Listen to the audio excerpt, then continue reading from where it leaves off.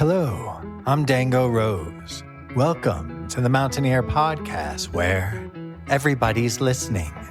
The Mountaineer brings you the latest news of the Peak to Peak region, in print, online, through our podcast, social media, and special publications. Now, listen in to the latest news of the area with our local journalists.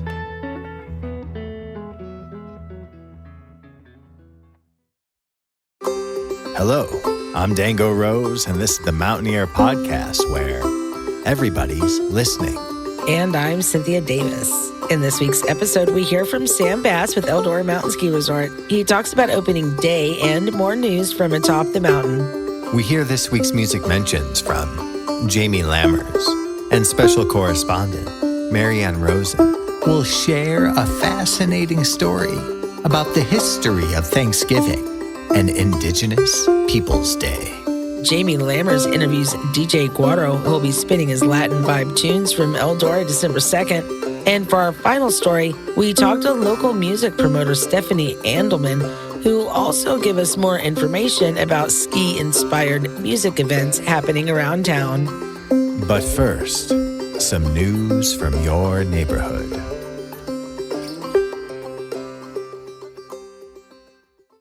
Get ready for the Nederland Holiday Mountain Market, hosted by the Nederland Community Center, December 2nd and 3rd from 10 a.m. to 5 p.m. There will be over 50 vendors, live music, local food, along with a special appearance by Mr. and Mrs. Claus.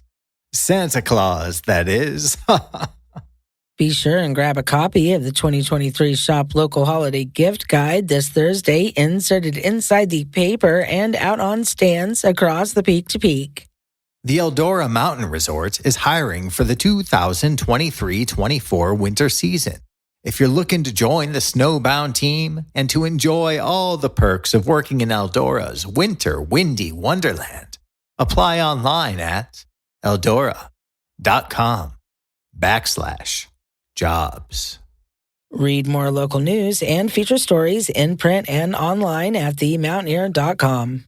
And that's it for this week's news briefs. If you have something to share, you can send requests for submission to info@themountaineer.com.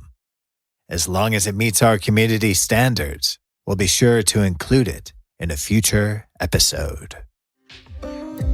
Brightwood Music has been serving the Peak to Peak region and beyond since opening in 2008.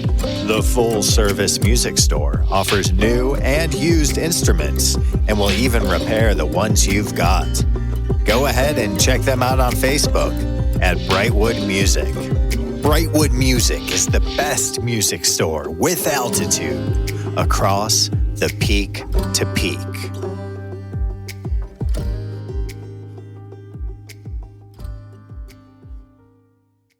Now for our lead story. We hear from Sam Bass with Eldora Mountain Ski Resort.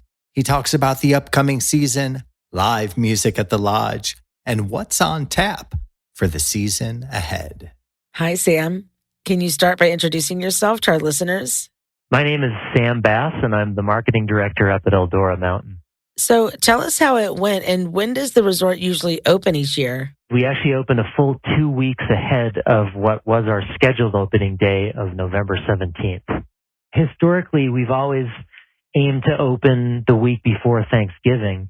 And, when we get the snow, when we get natural snow and cold temperatures that are good for snowmaking, we open early if we can. And we just, really lucked out with the 15 inches in the storm we got last weekend and a good stretch of really cold temperatures. So our snowmaking crews were able to make a ton of progress and lay a bunch of snow down. And then the grooming crews were able to push it out and build a few trails with it. And we knew that people wanted to ski. So we said, hey, there may be zones here that aren't quite ready yet. But let's get the hill open and let's get the lift spinning and give the people what they want. It was fantastic. I mean, we had some diehards show up around 10 the night before opening day and literally camp out in the lift maze in sleeping bags. They made themselves breakfast with camp stoves this morning. And And then we had a lot more people gradually fill the maze and show up. And then at one point, we even had this big rainbow, or I guess you'd call it a rainbow snowbow above the mountain. And it was just this beautiful sight. And we think it's got to be a good omen for the season. Then First Chair ripped the banner open. We have a banner that says opening day, and they get on First Chair and they rip through the banner, and then that officially begins the season. And it was just a fantastic, sunny, beautiful day, high spirits all day long, just a ton of stoke, and everyone's really happy. We're really pleased that we were able to open this early, and we've had such a great day. Sam, can you tell people what you think sets Eldora apart from other resorts in Colorado? Our basic fundamental message hasn't changed probably in the 61 years we've been around, and that, we're the local backyard ski area for Greater Boulder and kind of Denver North. We call it the Northern Front Range. Denver North to Fort Collins, and even up to Wyoming. We get some people from Cheyenne and Laramie coming down, and all the communities in kind of Greater Fort Collins. And then it's just an easy, convenient. It's much less of a production than going to one of those larger resorts further west. Not to knock those resorts. There's plenty of great skiing and fun times and great facilities out there. But if you're local to the Front Range, particularly the Northern Front Range, and you're just looking for a quick escape, and you don't want the headache of driving up I-70 and all that traffic and everything I-70 entails, and it's an all-day or multi-day affair to do that if you're coming from the Front Range. But if you just want something quicker that fits in your lifestyle, Eldora is the place. And, it remains that way. It's always been that way since 1962. And anything new going on at the resort you want to share? But then we have some new things going on this year. We've got new restrooms in the parking lot. It's funny. It's always funny how big a deal restrooms are. New restrooms, you don't think they're very sexy to talk about, but guests and employees alike love to have more than fewer restroom options. And so we have some nice new restrooms in two of the parking lots. And the biggest news probably, I should have led with this. We broke ground in May on a brand new lodge on the lower mountain, near the lower mountain. So kind of halfway between Indian Peaks Lodge and the Nordic Center. And if anyone's familiar with Ignite Adaptive Sports, which is our nonprofit adaptive sports partner that provides skiing and snowboarding experiences to folks with all kinds of disabilities, from physical to mental to, who might not normally have the opportunity to get out on the hill or experience the joy of, breathing fresh air and being outside, moving their bodies. Ignite does some really incredible programming for them. And they have been headquartered in a couple of double-wide trailers for the last few decades. And, the lifespan of those trailers is just about up. And they're going to be in them for one more season. And we're in the process of building a 12,000 square foot lodge that has two different levels.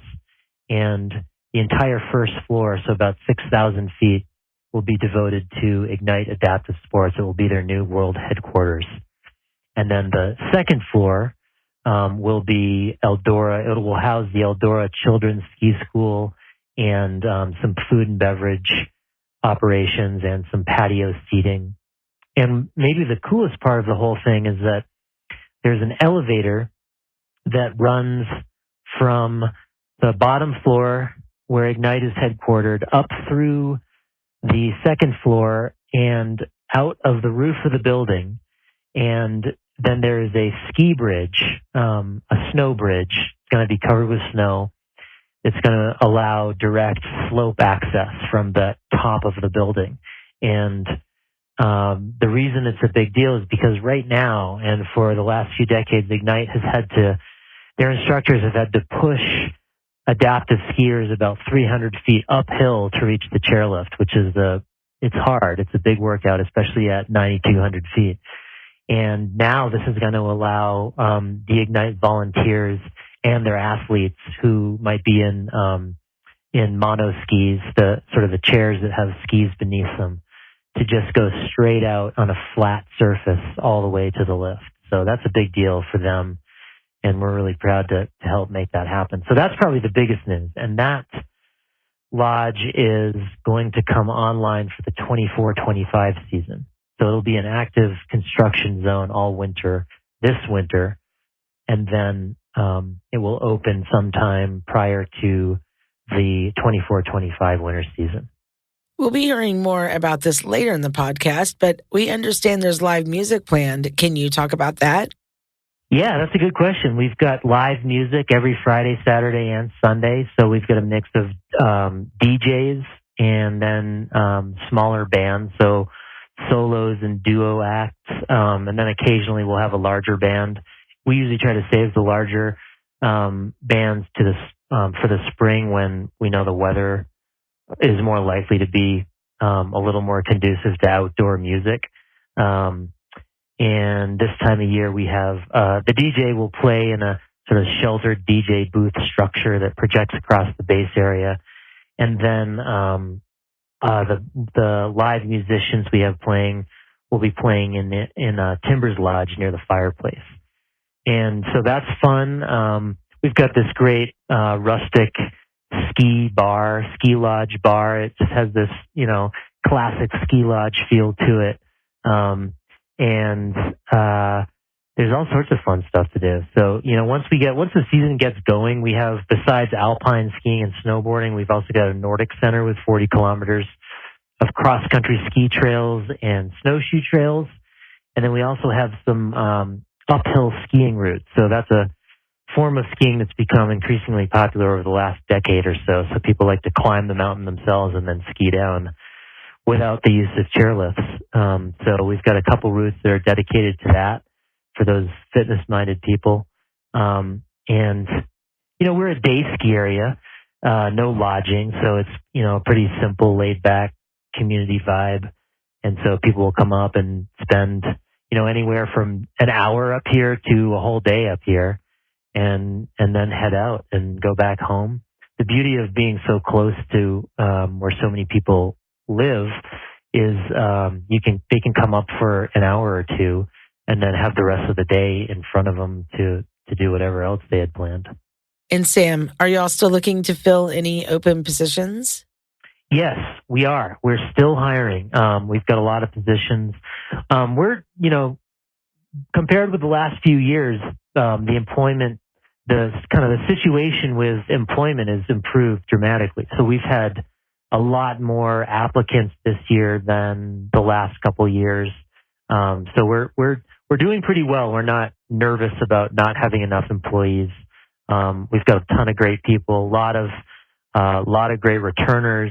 We have a lot of great veteran staff in all departments, and then a lot of really exciting, fun new people on board. Yeah, but we've got a number of positions that are still open. We could still fill out this or that department here and there: food and beverage, parking, rental retail, base operations. All still have a few openings. And we've got the jobs posted at eldora.com/jobs. And for my last question, can you tell people where the best place it is to check conditions or to find any updates before they come up? The best way to do that is to check the website. It's an easy to remember web address. It's eldora.com/conditions.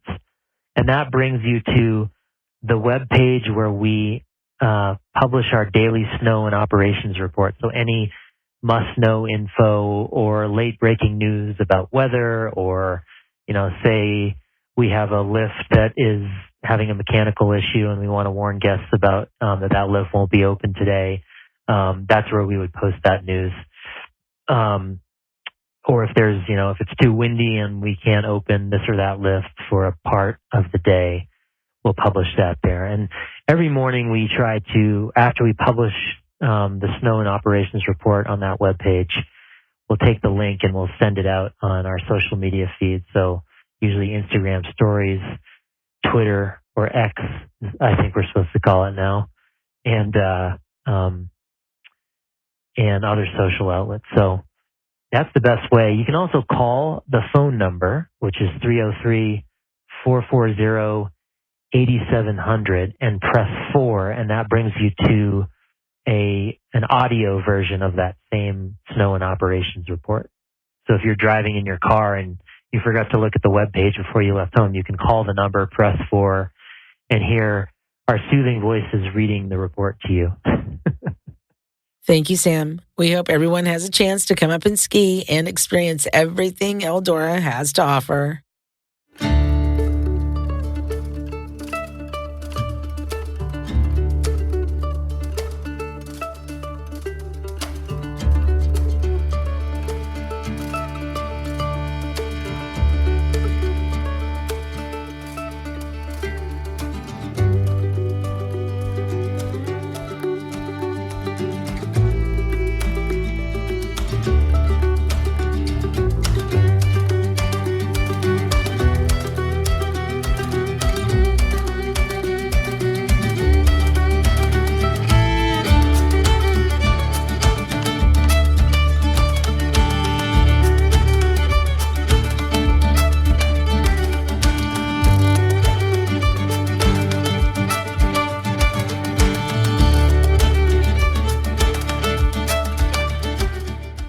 Now we go to correspondent Jamie Lammers, who will be delivering this week's Music Mentions. And now for this week's Music Mentions. Head to the Canyon Tavern located at 32138 Highway 72 in Coal Creek Canyon on Saturday, November 25th at 6 p.m. to see Nikki Z performing live. Every Wednesday at 9 p.m., the Diner Bar Ned hosts a karaoke night. Be sure to head there at 121 North Jefferson Street in Netherland to check them out for yourself. Head to the Gold Hill Inn, located at 401 Main Street in Gold Hill on Friday, November 24th at 8 p.m. to see Orchard Creek Band performing live, on Saturday, November 25th at 7 p.m. to see Strange Birds performing live, and on Sunday, November 26th at 7 p.m. to see Aaron McCloskey and Alex Johnston performing live. Head to Howlin' Wind Brewing, located at 51A Main Street in Rollinsville on Saturday, November 25th at 5 p.m. to see the No-Go Gillbillies performing live. Head to the JKQ Barbecue, located at 200 Gregory Street in Blackhawk on Friday, November 24th at 6 p.m. and on Saturday, November 25th at 5 p.m. to see John Ridnell performing live. Every Sunday at 5 p.m., Knotted Root Brewing hosts Jazz Sundays. Be sure to head there at 250 North Caribou Street in Netherland to check them out for yourself. Most Sundays at 4 p.m., the Millside Inn hosts an open jam. Be sure to head there at 44365 Highway 72 in Ward to check them out for yourself. And finally, head to the Very Nice Brewing Company, located at 20 East Lakeview Drive, number 112 in Netherland on Friday, November 24th at 6 p.m. to see Mad Dog Blues performing live, and on Saturday, November 25th at 5 p.m. to see Stone Hall performing live. Did we miss you or your performances? Want to submit your music listing in the Peak to Peak area? Do you have updates to your business or to your performances? Please call 303-810-5409 or email info@themountaineer.com to be included in the next print edition or the next podcast of The Mountain Ear.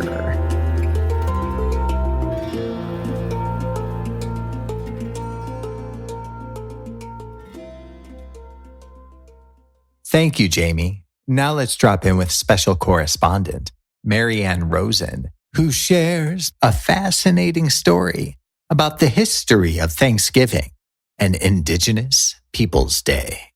A feast, often including turkey, stuffing, potatoes, cranberries, and pumpkin pie. A time for gathering together with friends and family. A day that for many includes football. An occasion when we give thanks and recognize blessings from the past year. A moment to celebrate the harvest and abundance. The secular holiday of Thanksgiving in current times. As far back as the 18th century, people have been observing days of Thanksgiving mostly for military victories. And English people, including the Pilgrims and Puritans, for years had Thanksgivings which included fasting and praying. In 1846, a New Hampshire woman, Sarah Josepha Hale, who wrote Mary Had a Little Lamb, advocated for women's education, created Vassar College, and had been commemorating her own annual days of thanks, campaigned for a national day of Thanksgiving. She cited tensions between the North and South pre-Civil War as a good reason. Her efforts resulted in 30 states and territories climbing on board by 1854, though no national day of thanks happened. It was 1863 when President Abraham Lincoln created the holiday.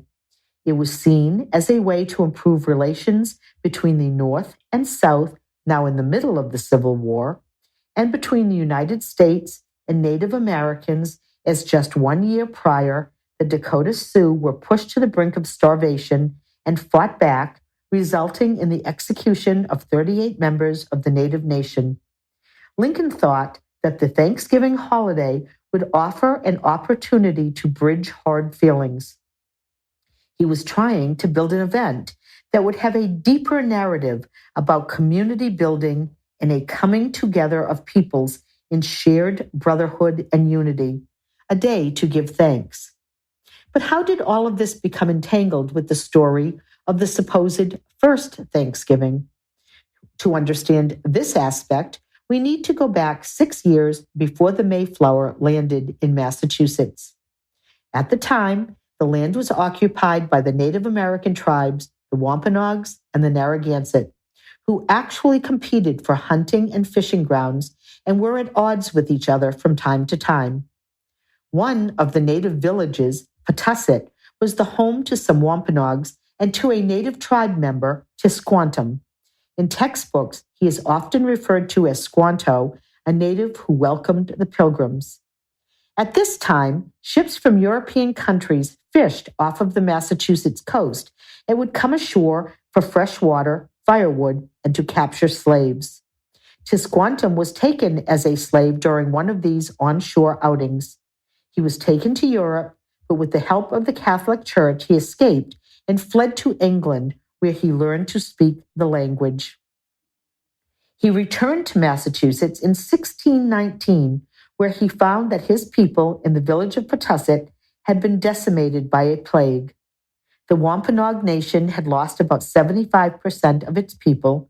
The Narragansett, however, were luckier.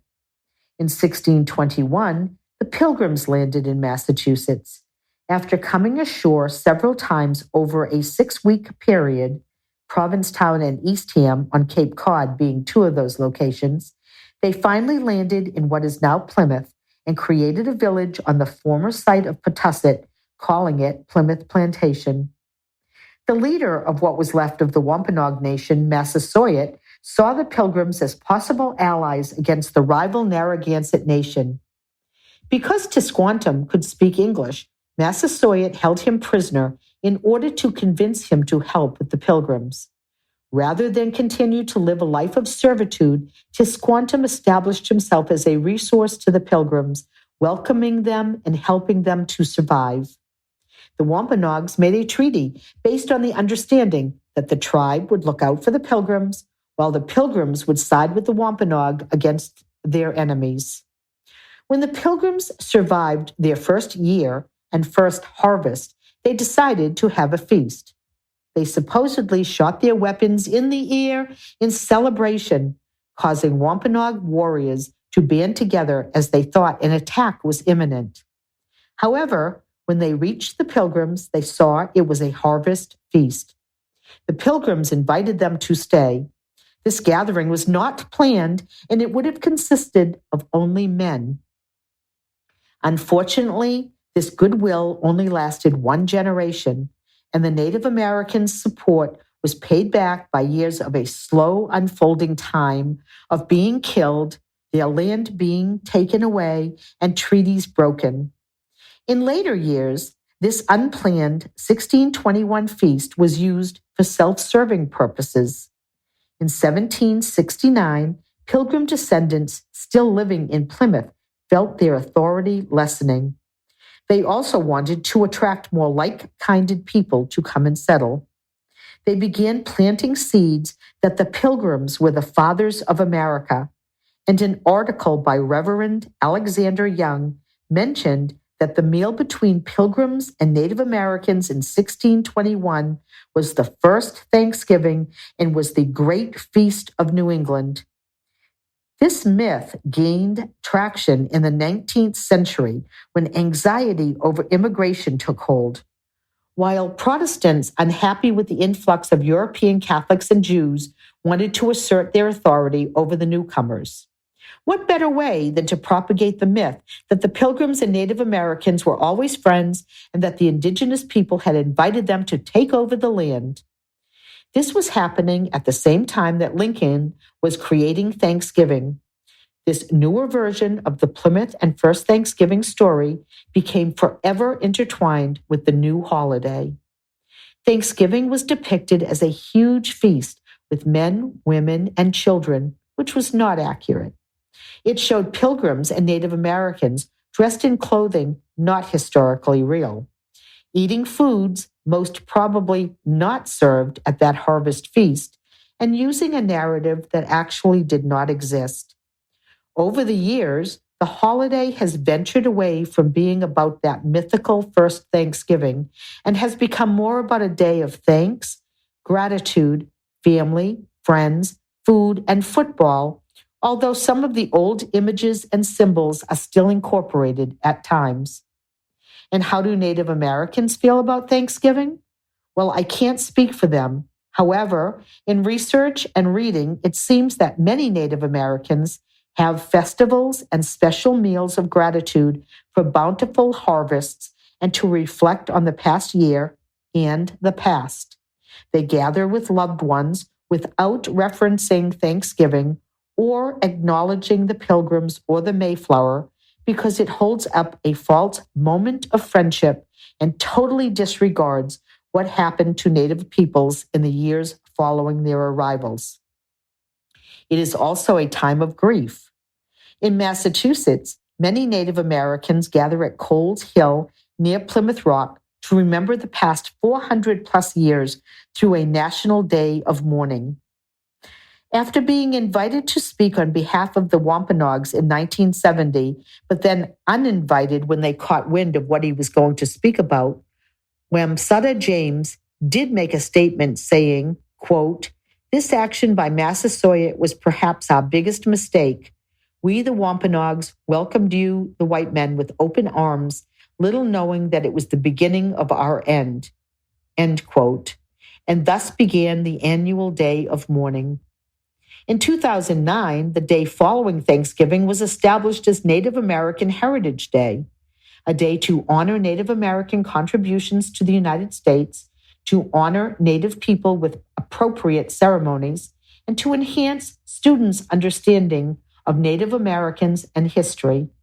The latter interesting since most Massachusetts students take field trips to Plymouth Plantation and hear more of the truth, yet a lot of the myth remains in the actual curriculum. There are also critics that believe it is in poor taste for Native American Heritage Day to be on Black Friday, a day seen as one of excess, greed, and aggressive capitalism. So, on Thanksgiving Day, gather with family and friends, feast, give thanks, feel gratitude, and enjoy the day. All great things. But also take a moment to think about the actual history of the day. So at this time, whatever is beautiful, whatever is meaningful, whatever brings thanks and gratitude, whatever brings kindness, whatever brings peace, whatever brings love, whatever brings understanding, whatever brings happiness, and whatever brings an end to hatred. May it all be yours this holiday season and throughout the year, wishing you all a harvest of blessings, good health, and better and happy times. Elephant Revival will be putting on a 2-night soiree of music, merrymaking, and fanciful regalia at the Boulder Theater for an upcoming New Year's celebration. On Saturday, December 30th, Zimbira will open the show. On Sunday, December 31st, otherwise known as New Year's Eve, Whiskey Blanket will warm up the stage. And that's not all. The Father Time Drumline will also be making special appearances throughout the night. Come on out and join the Elephant Parade.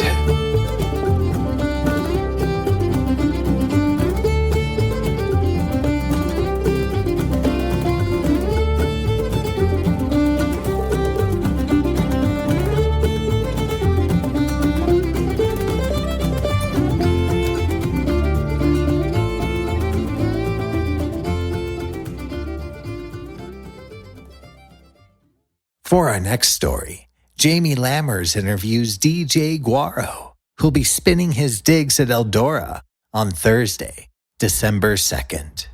Hello, my name is Jamie Lammers, and I'm back with another musical guest. Do you mind introducing yourself real quick? My name is Sebastian Pera, also known as DJ Guaro. I hear you're performing at Eldora very soon. Yes, I'll be performing there on the 2nd of December. So how did you get started in DJing in the first place? It's kind of funny. I started with a mixtape. My family would always have family parties and stuff like that. And they would always use, those 5-changer CDs, CD changers and stuff like that, and then just manually change the music and stuff like that. So after kind of recurring a lot of the music that they played, and I was just like, ooh, I like this song. Ooh, I like this song. I made a mix CD. And then one party, I used it. I asked my parents, hey, I made a mix CD of Latin music for you guys to dance to. And everybody fell in love with it. They were like, yo, this is such an amazing mix. Can you burn this CD for me? When we used to burn CDs back in the day. And then one time, my uncle heard it, who was a DJ in Illinois. He would do, weddings and stuff like that. He saw that, I had a knack for it. And he gave me a program. And then I just kind of started from there. And then I was doing high school parties. And then that evolved into doing my own private parties, birthdays, weddings, sweet 16s, you name it. And then I met up with some friends and we kind of just started doing our own thing. And we started DJing clubs in Miami and Fort Lauderdale. I'm originally from Florida. And yeah, that's how it kind of kicked off. Who are some artists that have inspired you along the way? I mean, it's really hard to name one, but one that definitely kind of kickstarted me into the side of electronic music was Robbie Rivera. He was kind of my intro into electro house and tech house and stuff like that. Him, Loco Dice is another one that definitely put me into tech house. There's just so many. What sticks out to you about the DJing process? Basically, I see it as an energy conversation. I am giving energy out to the crowd in my style of mixing and stuff like that. And they're giving it right back to me with them enjoying, dancing, hooping and hollering. And yeah, so I kind of love that energy flow between me and the crowd. And it's a wonderful feeling. Is that your favorite part about being able to perform these sets live? Yes, of course. I mean, seeing people dance, especially when a breakdown happens or, you have a drop and then you just see the change in their face, the change in their body language. It just fills me with joy. And what do you hope that audience members take away from your show when they come and see it? Just to know that anything can really be remixed and used. A lot of times with my mixes, I use acapellas from well-known songs, and I'll put that on top of, let's say, a house song or something like that. And then people get amazed. It's like, oh, I haven't heard that song in forever. Or, it's touching a nostalgic bone in their body, and it's just kind of bringing them back to when they first heard that song or who they were with or whatnot.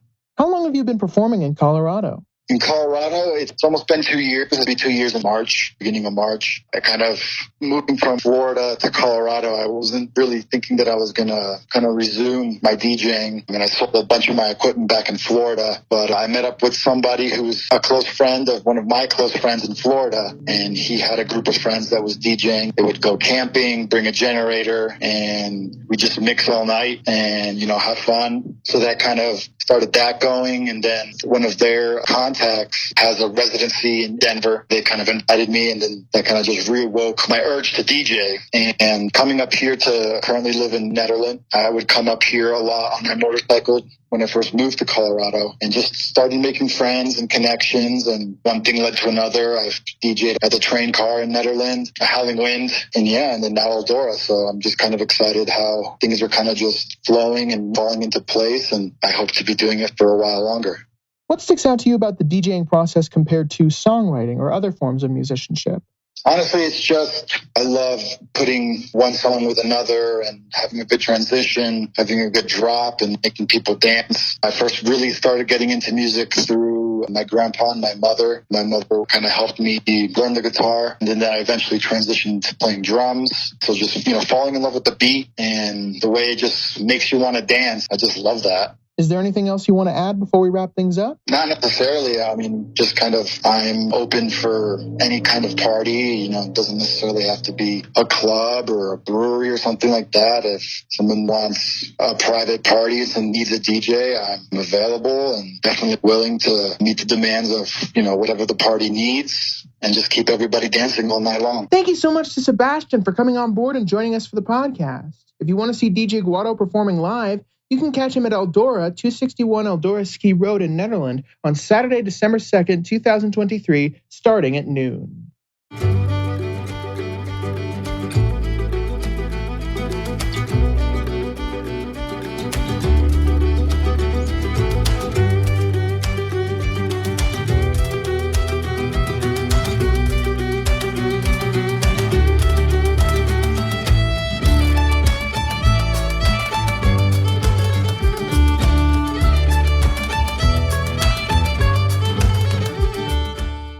Thank you, Jamie.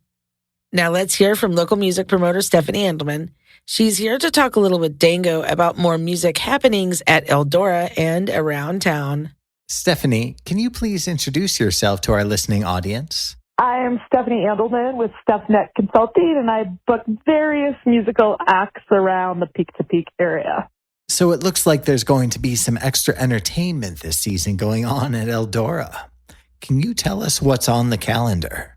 So we have music every week at Eldora, and any person, skier or not, is welcome to come up to the lodge and hear DJs right by the lift. We have music there Fridays from 12 to 4, and that's a DJ in the Woodward boombox. And then on Saturdays and Sundays, we have DJs playing from 9 a.m. to 1 p.m. in that boombox. It's actually a shipping container, and it's got the PA in there, and it plays music out to the little Woodward play park, and you can hear it from the lift. And then following that, inside in the Timbers Lodge, the old lodge by the cafeteria, we have live music by solo and duo artists right in front of the fireplace. All of that is obviously free. You can get yourself a drink, food, come out and wear your ski boots and snowboard boots and boogie a little bit, or sit back and take it all in. And you wanted to mention another good spot in town to stop in for music and libations while coming up to ski? We also have après ski at Busey Brews, and that is every Sunday from 2 to 4 p.m. And we all know that they have their expanded deck area, and they've actually made it heated with a layer of a metal screening around it so it can stay warm and windproof. So musicians can continue to stay out there and people can continue to eat and have beers out there. And on that note, we have at Busey's for their après ski, Troy Yanel, Brittany Wagner, Grant Livingston, and that's just in the few weeks from December 10th to January 7th. So circling back, tell us who some of the musicians are that will be playing at Eldora. That would be Sunday, December 10th. We have the first of second Sunday jazz performances by Otis Landay and Matt Flaherty. And they will be playing, like I said, in front of the fireplace, and they're playing a 3-hour jazz set. And this, of course, connects to Ned Jazzwine, Kubo, and a CU Jazz performance and archive that we're going to announce into the season as a big partnership. So that's really exciting to have jazz in front of the fireplace, and we do expect people to actually come up just for the jazz performances. We also, after December 8th, have Iris Berkeley, who's a female DJ and really knows how to get you moving and grooving. DJ Garrett, who plays funk disco. He's December 16th and 17th. And we have Alex of Chain Station out of Estes Park, great band, Chain Station. He's playing Sunday, December 17th. And we have good old God Laser, who plays fairly regularly there. And a big DJ, DJ Drake, who's coming in the 29th of December. So as you can see, we have a very full schedule with 5 performances a week. When it gets to the New Year's Eve time, we have on Sunday, December 31st, Iris Berkeley playing again. And then we have 2 members of the Samples playing on the 31st from 1 to 4 p.m. So before you head out for your New Year's events, or if you want to stay in, you can get live music with Al and Will from the Samples. Thank you, Stephanie. Be sure to check out Stephanie's full music calendar at nedtogo.com.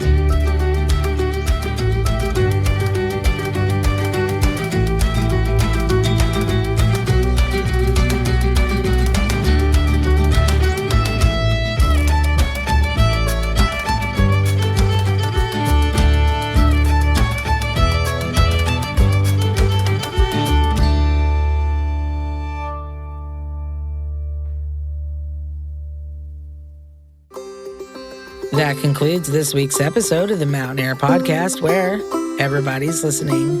Visit our website at www.themountaineer.com to read more information about today's guests. Pick up a copy of this week's print edition of The Mountaineer at newsstands all across the Peak to Peak. I'm Dango Rose. And I'm Cynthia Davis. Thank you for listening. You name it, we've got it.